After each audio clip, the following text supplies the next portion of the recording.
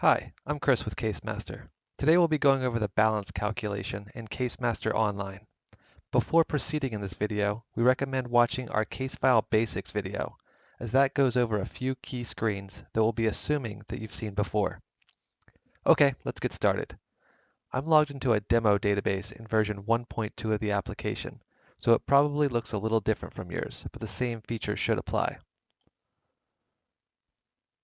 The balance area in CaseMaster Online is highly configurable and is customized from various lookups that can be set at the company level, the client level, or the case file level. We can view a balance summary here, or see how individual transactions were applied to each bucket in the balance detail. CaseMaster's balances are also calculated on the fly, meaning that if you make a change to how the balance is calculated, everything recalculates immediately.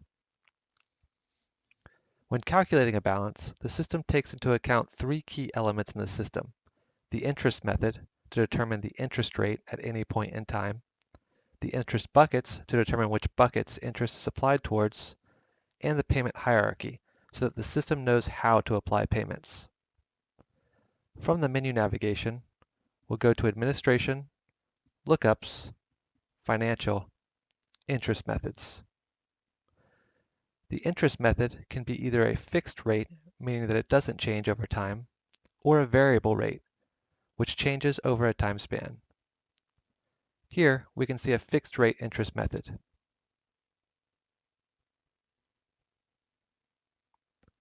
And here's a variable rate interest method, with the rate changing over time.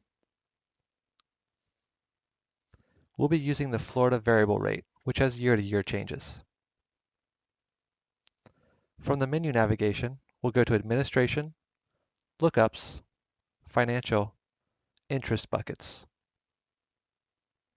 The interest bucket is used to specify which parts of the balance that daily interest can calculate on. As we can see here, we can apply daily interest to the outstanding principal, which includes final judgment principal, FJ interest, FJ fees, and FJ costs. In this example, amounts in the other buckets will not have daily interest calculated on their outstanding amounts. From the menu navigation, we go to Administration, Lookups, Financial, Payment Hierarchies. The payment hierarchies are used to specify how a payment is distributed among the different buckets if they have an outstanding balance.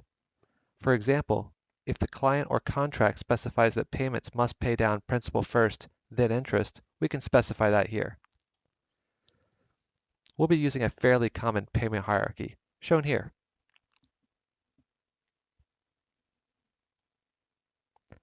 These three key elements are set up at the company level under Administration, Setup, Company.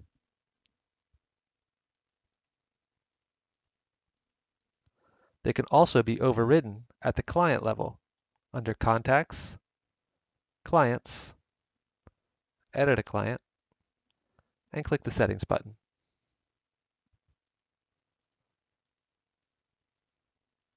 And finally, they can be overridden at the case file level under the Settings tab on the main case file screen.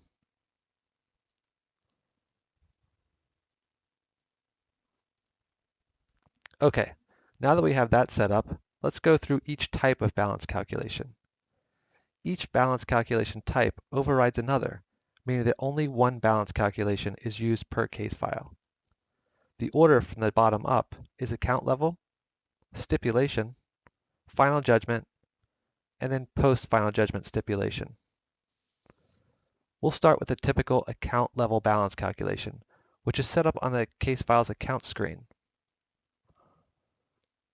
This method uses the principal claim amount as a starting balance and the contract rate and interest date for interest calculations. If the interest date is not populated, the system will use the default date. If the contract rate is not specified, the system will use the appropriate interest rate. Looking at the balance screen, we notice that the final line is a balance adjustment to interest. This will appear as the last line on all balance calculations to show us the most up-to-date interest calculation so that we can provide our clients or debtors with an accurate balance figure. We've already posted a couple debtor payments to this account. This process is detailed in our deposits video. Notice that payments are automatically applied to the appropriate buckets based on the payment hierarchy that we have set up. In this case, each payment starts with applying to interest, to pay it down, and then principal. If this were a multi-account case and no account was specified on the payment, it would be applied to the first account that affects the debtor balance until that account's balance is zero, after which it would be applied to the second account, and so on. If the account is specified on the payment, it will be applied to the appropriate account.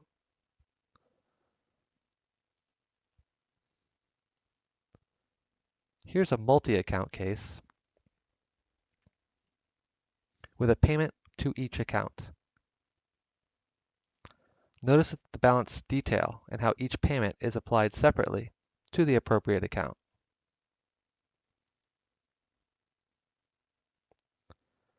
Next, there's the stipulation balance calculation, which overrides the account level calculation.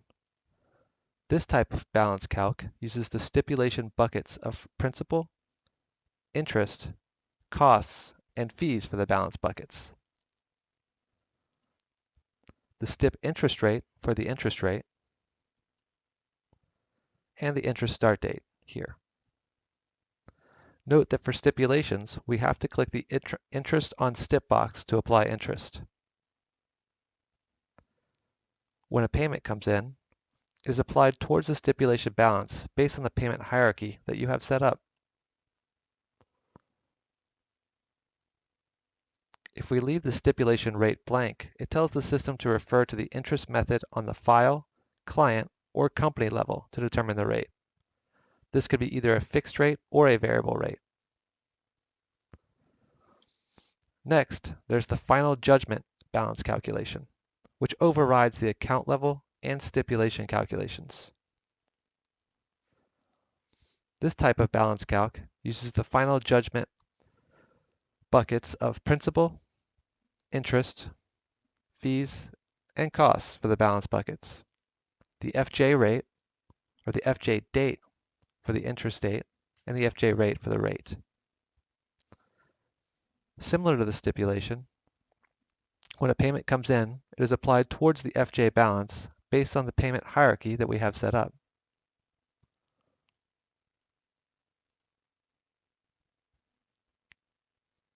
And finally, if there's a stipulation after the final judgment, we can click the Post FJ Stip box so that the system knows to use the stipulation amounts instead of the final judgment amounts for the balance calculation, as we can see here.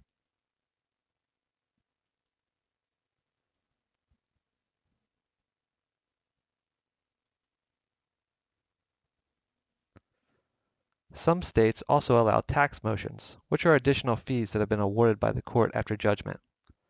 Tax motions slightly complicate matters, but CaseMaster handles them without a problem. Due to their complexity, we have detailed tax motions in another video. With many payments and costs over the lifespan of a case file, it is assuring to know that your balances will be correct down to the penny. If you need to analyze the balance data in more detail, you can always export it to Excel using the buttons at the top of the grid here.